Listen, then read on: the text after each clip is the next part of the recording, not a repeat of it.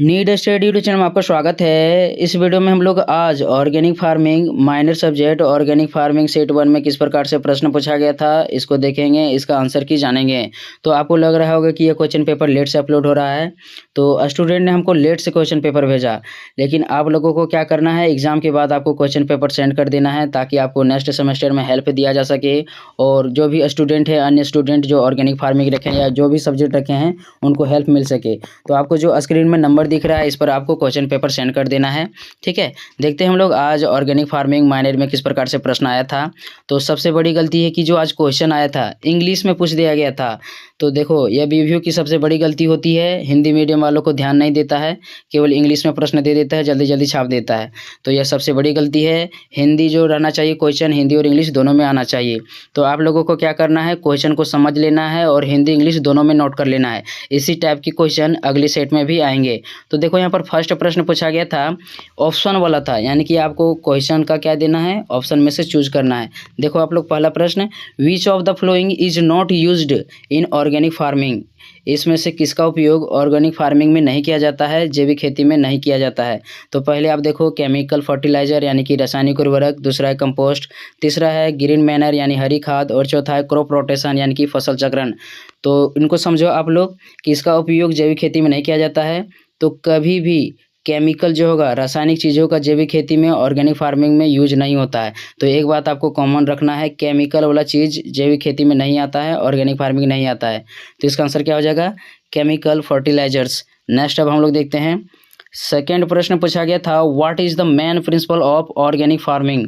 इसमें से कौन ऑर्गेनिक फार्मिंग का मुख्य सिद्धांत है। तो इनको देखो आप लोग, पहला दिया हुआ मैक्सिमम क्रॉप एल्ड यानी कि अधिकतम फसल उत्पादन, दूसरा sustainable and eco friendly practices, सतत यानी कि सस्टेनेबल यानी सतत, और इको फ्रेंडली यानी पर्यावरण के अनुकूल प्रथाएं। ठीक है, तीसरा देखो आप लोग, तीसरा है use of genetically modified organism, यानी कि जो होता है आनुवांशिक जीवों का उपयोग किया जाता है इसमें। चौथा है डिपेंडेंट ऑन केमिकल पेस्टिसाइड्स, तो यहाँ भी केमिकल आ गया, तो इसका उपयोग तो एकदम नहीं होगा। यानी यहाँ बताया जा रहा है कि क्या केमिकल जो भी होता है रासायनिक उर्वरक उस पर निर्भर होता है या इसका जैविक खेती का मुख्य सिद्धांत है, तो कभी भी नहीं होगा।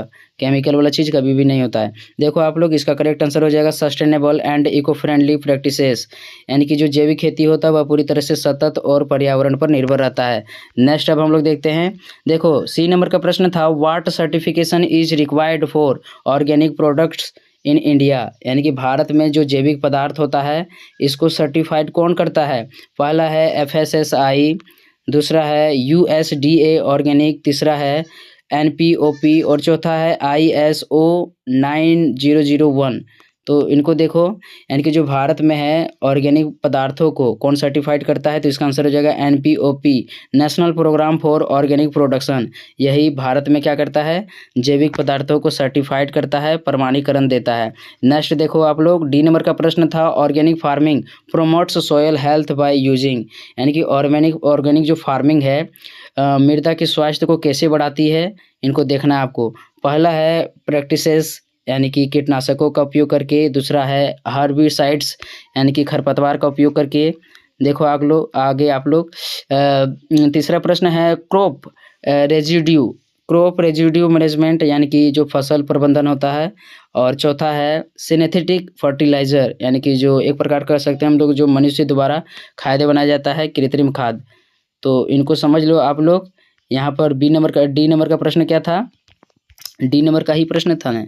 डी नंबर का प्रश्न है, organic farming promotes soil health by using, यानी कि ऑर्गेनिक फार्मिंग जो होता है मिट्टी के स्वास्थ्य को कैसे बढ़ाती है।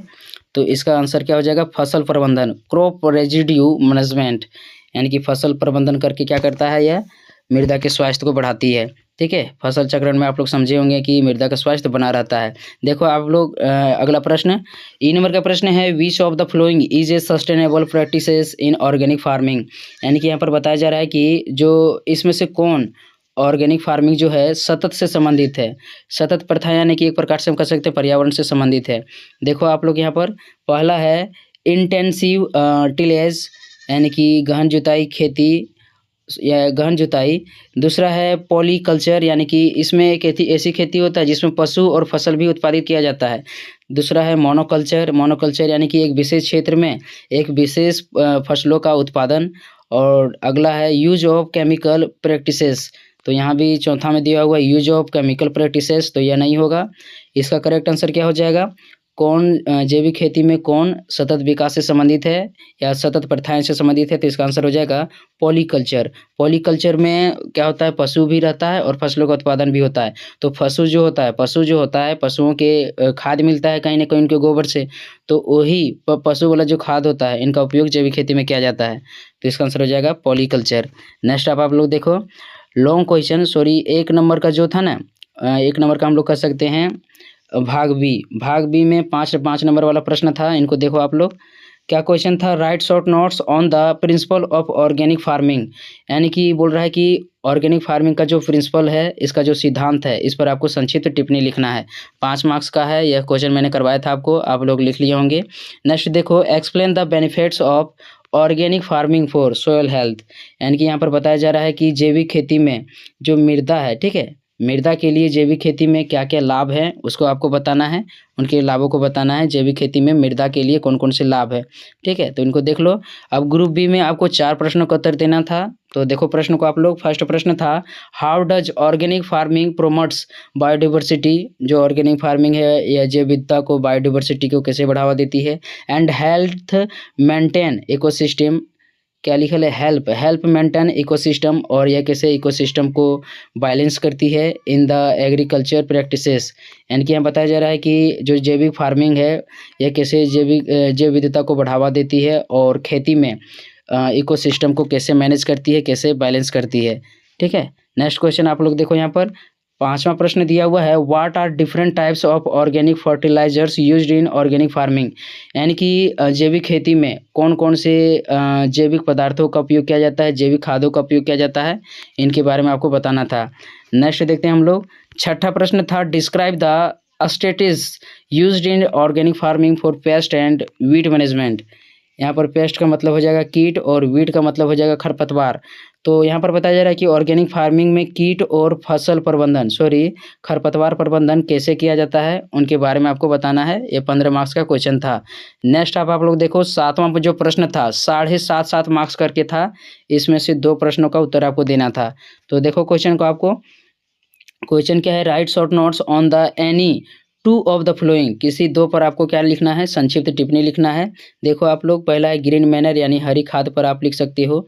अगला है economical challenges of organic farming. Organic farming में आर्थिक चुनौतियां क्या है, आर्थिक चैलेंजेस क्या है, उनके बारे में लिखना है।